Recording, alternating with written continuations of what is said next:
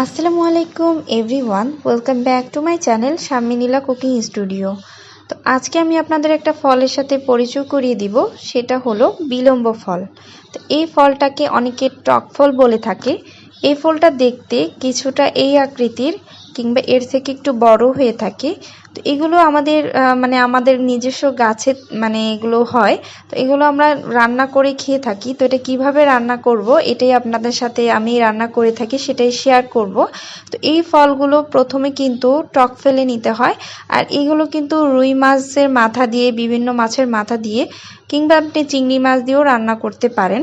তো প্রথমে এই ফলগুলো নিয়ে টক ফেলে নিতে হবে। তো চলুন আমরা এগুলো টক ফেলে নিই।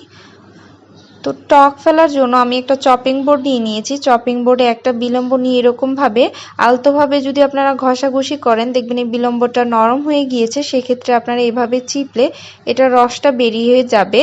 আর এটা প্রচণ্ড টক হয়ে থাকে ফলটা। আপনারা যদি কিছুটা পরিমাণ টক ফেলে নেন, সেক্ষেত্রে তরকারিতে এক্সট্রা অনেক টক লাগবে না। আর তরকারিটা খেতেও সাধারণ যে আমরা তরকারি খাই সেরকম লাগবে, বাট এটা অনেক ডিফারেন্ট। কারণ এটা দিয়ে আপনি চাইলে অনেক ভাত খেতে পারবেন আর খেতে অনেক মজা।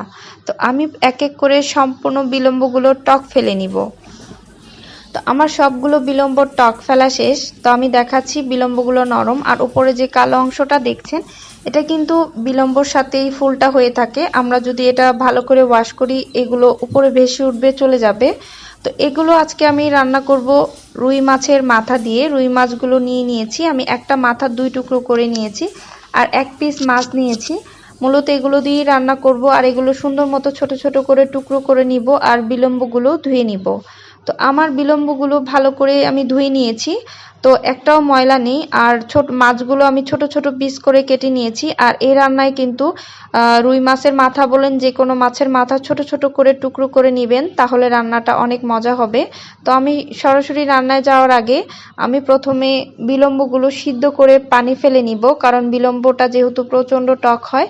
আমি প্রথমে এটা সিদ্ধ করে নিব। তো এক বলক উঠলেই আমি এই পানিগুলো ফেলে দিব। আমরা বেশি সিদ্ধ করব না, শুধু জাস্ট একটা বলক উঠলেই এটা টকটা ফেলে দিব, কারণ যেহেতু এটা আমরা আরেকবার রান্না করব, তাই আমরা এটা এক বলক উঠলেই এটা অফ করে দিব। তো বিলম্বগুলো এক বলক উঠে গিয়েছে আর এটা প্রায় সিদ্ধ হয়ে গিয়েছে। এখন আমরা এগুলোর টকগুলো ফেলে নিব। ফেলে এখন আমি একটা ঝুড়িতে ছেঁকে নিচ্ছি। ঝুড়িতে ঢেলে এটা কিন্তু সাথে সাথে ঠান্ডা পানি দিয়ে ধুয়ে ফেলবেন, না হলে এটা গরমে আরও বেশি সিদ্ধ হয়ে যাবে, সেক্ষেত্রে কিন্তু ভেঙে যাবে। তো দেখুন আমি বিলম্বগুলো ধুয়ে নিয়েছি, একটা বিলম্ব ভাঙিনি সিদ্ধর কারণে। এখন সরাসরি আমি রান্নায় চলে যাব। তো রান্নায় আমি প্যানে কড়াইতে দিয়ে দিচ্ছি 2 টেবিল চামচ সাদা তেল আর 3 টেবিল চামচ পেঁয়াজ। তো এটা আমি সুন্দর মতো ব্রাউন করে ভেজে নিব। আর আজকে কিন্তু এই রান্নায় কিন্তু বেশি মশলা প্রয়োজন হয় না। এটা অল্প উপকরণেই রান্নাটা করা যায় আর খেতে অনেক মজা। এটা দিয়ে বাসায় যদি একবার বাসায় ট্রাই করে রান্না করে খান, আমি আপনাদের গ্যারান্টি দিব আপনারা কোনো অন্য তরকারি খেতে যাবেন না, এটা এত মজা হয়। তো আমি খুব সুন্দর করে ভেজে নিব। এটা হালকা পুড়ে যাচ্ছে, আপনারা এতটা পুড়বেন না।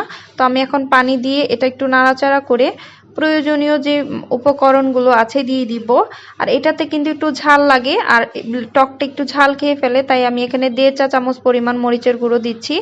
আর একটাতে মরিচের গুঁড়ো একটু বেশি ইউজ করবেন, এটার মধ্যে ঝালটা খুব বেশি খায়। 1 চামচ হলুদের গুঁড়ো আর দিয়ে দিচ্ছি 1 চা চামচ লবণ।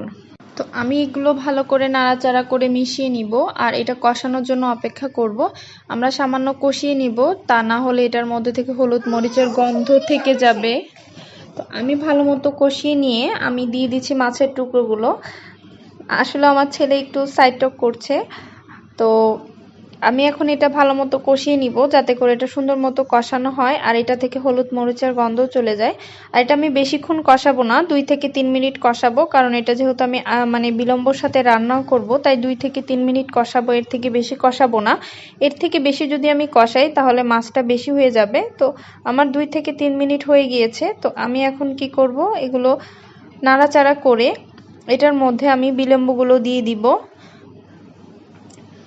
আর আমি বিলম্বগুলো কিন্তু এখানে 500 গ্রাম নিয়েছি, এখানে গ্রাম কোনো ফ্যাক্ট না। আপনারা চাইলে আপনারা 5টা 6টা দিয়ে এটা রান্না করতে পারেন, এটা টকের উপরে। আর এটা আপনারা চাইলে 1 কেজি দিয়েও রান্না করতে পারেন, সেক্ষেত্রে কিন্তু আপনারা মাছের পরিমাণটা বাড়িয়ে দিবেন, এটার কিন্তু স্বাদের কমতি হবে না। এখন আমি দিয়ে দিচ্ছি একটা টমেটো ফালি করা। আর এটার মধ্যে যেহেতু আমি গুঁড়া মরিচটা বেশি ইউজ করেছি, তাই কাঁচা মরিচটা এখানে 4-5টা ইউজ করব। আর এগুলো আমি কেটে দিচ্ছি না, আস্ত ইউজ করছি।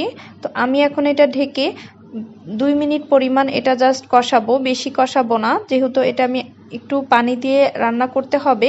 আর এটার মধ্যে বেশি পানি বা বেশি ঝোল লাগে না, এটা একদম মাখা মাখা ঝোলে হয়, আর এটা খেতেও খুব মজার হয়।